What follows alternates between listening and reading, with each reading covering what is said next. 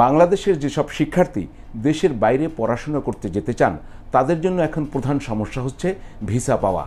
অনেকে দেশের বাইরের বিশ্ববিদ্যালয়ে ভর্তি হওয়ার পরও ভিসা পাচ্ছেন না। কেন এমন হচ্ছে, এর সমাধানই বা কী, এ নিয়ে ডয়েচে ভেলের সঙ্গে কথা বলেছেন ফেডক্যাবের সভাপতি জুলফিকার আলী। এখানে আসলে কয়েকটা বিষয় আমি দৃষ্টিপাত করতে চাই।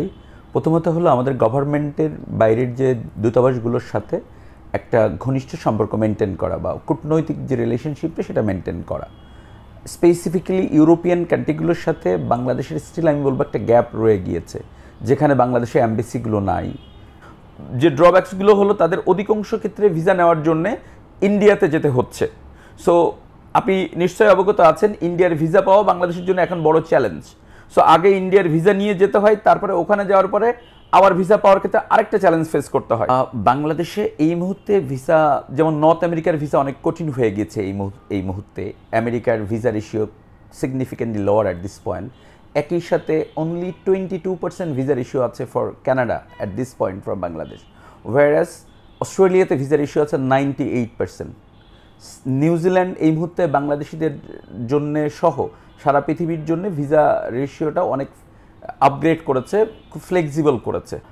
দেখেন, জার্মানিতে এই মুহূর্তে একজন স্টুডেন্ট যেতে গেলে তার অনেকগুলো প্রতিবন্ধকতা ফেস করতে হচ্ছে। প্রথমত 28 মান্থসের একটা ইন্টারভিউ ওয়েটিং পিরিয়ড আছে, যেটা একজন স্টুডেন্ট যদি পড়ালেখা করতে চায় তাকে 2.5 থেকে 3 বছর আগে একটা প্রিপারেশন নিতে হয়।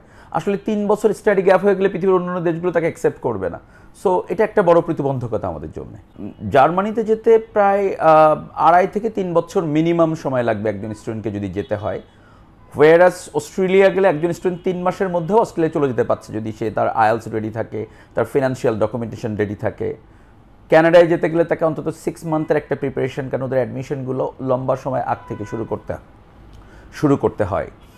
হোয়ারাস নিউজিল্যান্ডও একজন স্টুডেন্ট 3 থেকে 4 মাসে একটা প্রিপারেশন নিয়ে চলে যেতে পারছে, বিকজ অফ যদি তার ব্যাংক এবং আদার ব্যাংক ব্যালেন্স বা স্পন্সরশিপ এবং আইএলস বা আদার একাডেমিক ডকুমেন্টগুলো যদি ঠিক থাকে। আমাদের ডোনাল্ড ট্রাম্পের এই সরকার এই টার্মে আসার পর থেকে নতুন নতুন কিছু নীতিমালা সারা গ্লোবালি উনি নিয়েছেন। তার মধ্যে যদি আমি বলি যে বাংলাদেশেও এই মুহূর্তে ওয়েটিং পিরিয়ড অনেক লম্বা ছিল, বাট ওয়েটিং পিরিয়ড কমেছে, কিন্তু দুর্ভাগ্যজনকভাবে visa ratio very very lower. অনেক পটেনশিয়াল স্টুডেন্ট স্টিল ভিসা পাচ্ছে না। কেবলমাত্র যারা ফুললি ফান্ডেড স্কলারশিপ নিয়ে যাচ্ছে অথবা খুবই টপ নচ ইউনিভার্সিটিগুলোতে অ্যাডমিশন পাচ্ছে with a very sound background like A level, O level, star marks নিয়ে যারা পাস করছে, ওই লেভেলের কিছু স্টুডেন্ট ভিসা পাচ্ছে। Most of the cases visa rejected হচ্ছে। যে মোর দ্যান 1 লাখ স্টুডেন্ট প্রতি বছর বাংলাদেশ থেকে দেশের বাইরে পড়তে যাওয়ার জন্য অ্যাপ্রোচ করে। তার ভিতর থেকে হয়তো রিসেন্ট ইয়ারগুলোতে লাস্ট ইয়ার কংক্রিট ডেটা আমার কাছে না থাকলে আমি বলবো যে নিয়ার অ্যাবাউট 70,000 স্টুডেন্ট বাংলাদেশ থেকে দেশের বাইরে পড়তে গিয়েছে। প্রথমত তাদের রিসার্চ করতে হবে কোন দেশের ভিসা রিকোয়ারমেন্ট কী আছে, কোন দেশে পড়ালেখার মান কেমন, কোন ইউনিভার্সিটিগুলোতে গেলে ভিসা রেশিও ভালো, এবং অ্যাট দ্য সেম টাইম তাদেরকে নিজেদেরকে কোয়ালিফাইড হইতে হবে, ভালো আইএলস স্কোর তৈরি করতে হবে অথবা পিটি স্কোর তৈরি করতে হবে। পাশাপাশি জিম্যাট বা জিআরই যদি মাস্টার্স লেভেল স্টুডেন্ট হয়, এটা যদি আমরা করতে পারি তাহলে ভালো স্কলারশিপ পাওয়ার সুযোগ এবং সম্ভাবনা থাকে। পাশাপাশি যারা আন্ডার গ্র্যাজুয়েট স্টুডেন্ট তারা যদি স্যাটে মনোযোগী হয়, একটা ভালো স্কোর করতে পারে, স্টিল তাদের গ্লোবালি ভালো ইউনিভার্সিটিগুলোতে যাওয়ার সুযোগ আছে এবং ভিসা রেশিওটা বাড়বে, আমি নিশ্চিতভাবে বলতে পারি। এই প্রবলেমগুলো যে একদম খুব নিউলি ক্রিয়েটেড আমি এটা বলবো না, এটা বরাবরই ছিল কম বেশি। বাট যখন কোনো দেশে অনির্বাচিত সরকার থাকে তখন এই বিষয়গুলি আরেকটু মাথাচাড়া দিয়ে ওঠে, তখন এই প্রবলেমগুলো আমরা একটু বেশি বেশি ফেস করি। যদি নির্বাচিত সরকার আসে, আমি বিশ্বাস করি উইদিন ন্যূনতম টাইমের মধ্যে, within a minimum time frame, it will be remove at least 80%. বিশ্বের বিভিন্ন দেশে, বিশেষ করে মধ্যপ্রাচ্যের কয়েকটি দেশে বাংলাদেশ জনশক্তি রপ্তানি করতে পারছে না। ওইসব দেশ বাংলাদেশ থেকে জনশক্তি নেয়া বন্ধ রেখেছে।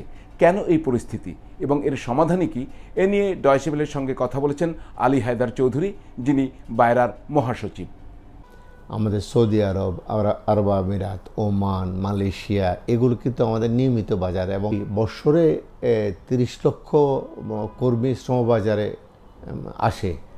কিন্তু আমরা সরকারি বেসরকারি উদ্যোগে হয়তো 3-4 লাখ লোকের কর্মসংস্থান করতে পারি। কিন্তু বাকি লোকের কর্মসংস্থান করার জন্য আমাদের বিদেশে একটা কর্মসংস্থান করতে হবে। একমাত্র সৌদি আরব ছাড়া বাকি সব মার্কেটগুলো বন্ধ হয়ে আছে।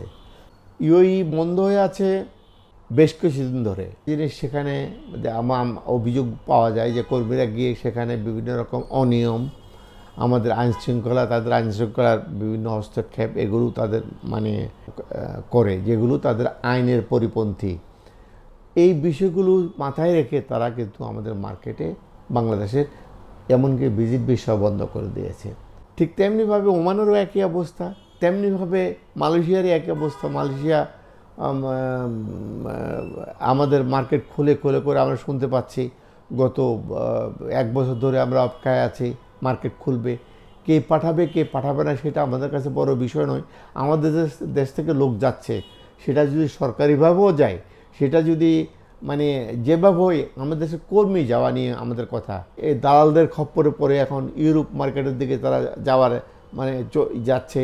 কেউ বিভিন্ন দেশ হয়ে রাশিয়ার দিকে যাচ্ছে, সেখানেও আবার ভিকটিম হয়ে তারা ওয়ারের দিকে তাদেরকে নিয়ে যাচ্ছে।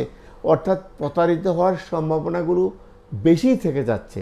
যদি আপনি স্বাভাবিক পন্থায় কর্মী যাওয়ার প্রক্রিয়া যদি সংকুচিত হয়, তাহলে কর্মীরা বা আমাদের দেশের নাগরিকেরা, প্রান্তিক জনগোষ্ঠী প্রতারিত হওয়ার সুযোগগুলো বেড়ে যায়।